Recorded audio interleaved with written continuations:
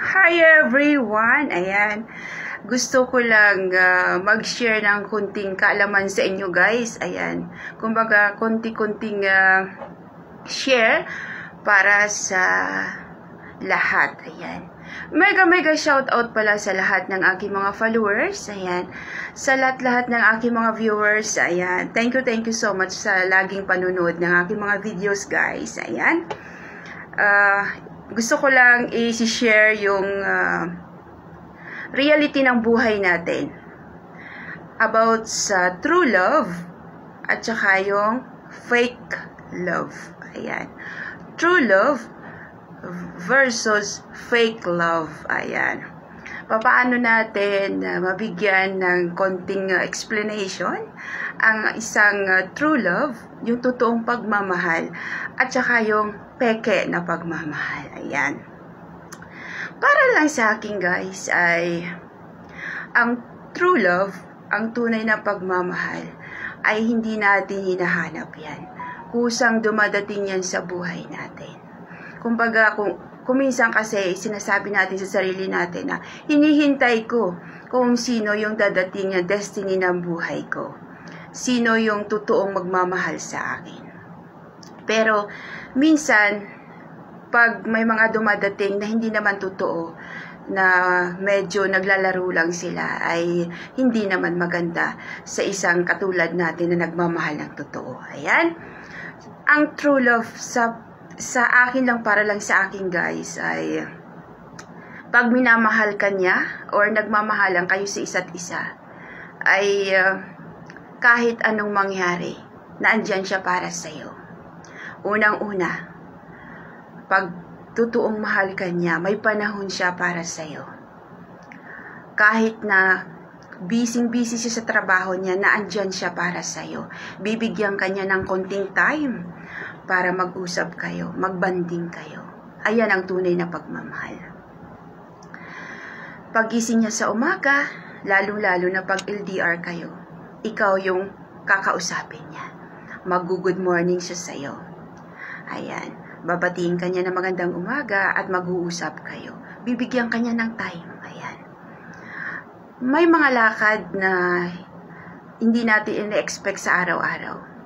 Kailangan magpaalam ka sa kanya. O di kaya sasabihin mo na may ganito, may lakad ako ganyan.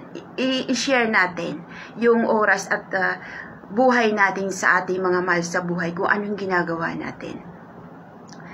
Nagtatanong siya sa'yo kung nasaan ka, anong ginagawa mo. Ayan ang tunay na pagmamahal. Dahil mayroon siyang pag-care. Ayan.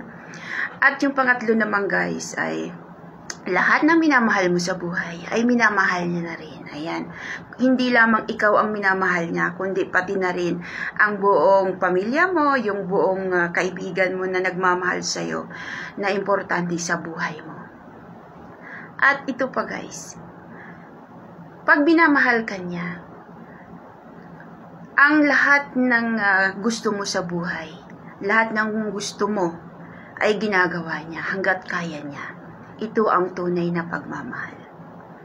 At kumpara naman doon sa fake love, sa hindi tunay na nagmamahal sa kanyang minamahal, ayan kunwari, minamahal niya. Ito naman guys, wala siyang time sa'yo. Ikaw lang yung kanyang ano kanya sa buhay niya. Option ka lang sa buhay niya. Kumbaga, palipas oras ka lang. Ang dami niyang sinabi sa'yo na masasarap na salita. Pero hindi niya pinanindigan.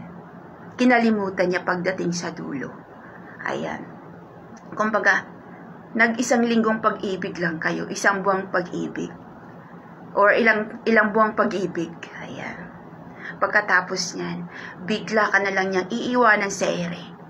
Kaya, ganun ang tunay at hindi tunay na pagmamahal. Ayan. Yung online nga siya, pero wala siyang panahon sa'yo. Kahit nakailang message ka na sa kanya, dead ma to the max. Hindi ka niya pinapansin. Kahit online siya. Kaya minsan, pag chinecheck mo yung wall niya, online siya. Ba't hindi niya kaya ako mini-message? O di kaya bakit ka hindi niya ako nire-replyan? Ano bang mayroon? yan ang hindi tunay na nagmamahal sa'yo. Dahil naandun na siya sa iba, nakikipag, di ba? At yung sasabihin niya sa'yo na mahal kita, pero hindi mo feel ang pagmamahal na sinasabi niya. At nag-uusap nga kayo araw-araw, pero never mo marinig na namimiss kita, minamahal kita, I love you. Never. Pag kailangan ka lang niya, at saka siya pupunta sa'yo. Alam nyo na yun, guys. Ayan. Kaya, sa mga taong ganun ang ugali, ay medyo iwas-iwasan na natin. Medyo dumistansya na tayo dahil hindi maganda. Sa tunay na pagmamahal, kailangan sincero tayo sa bawat isa.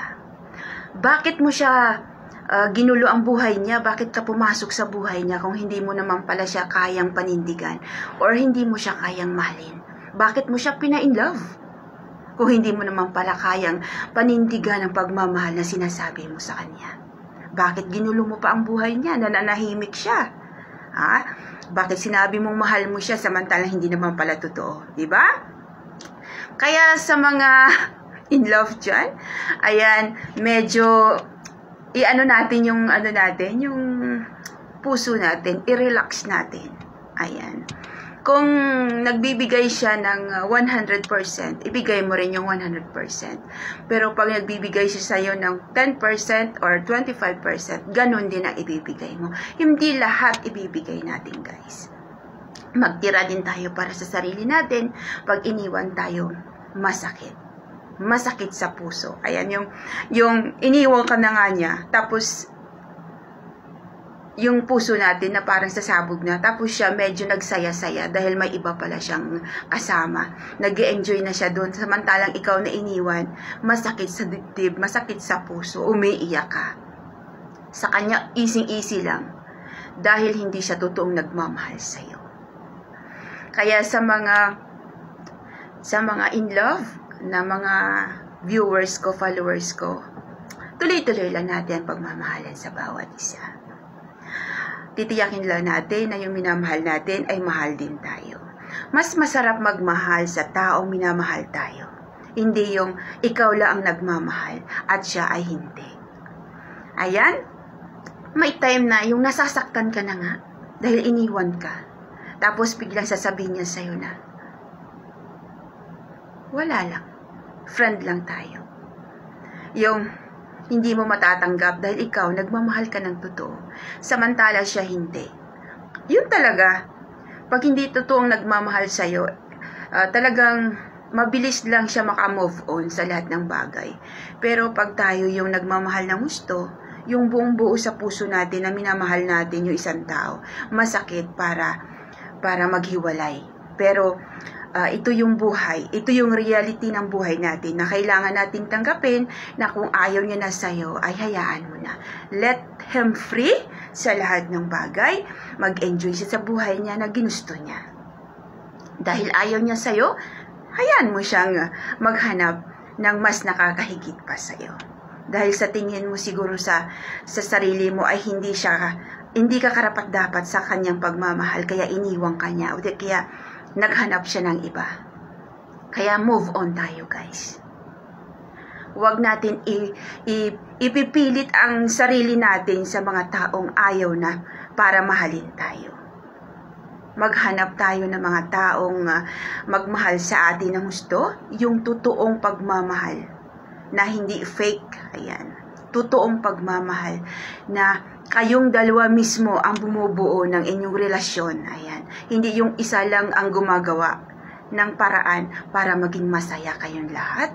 Ayan. Thank you so much for watching, guys, and have a nice day to all.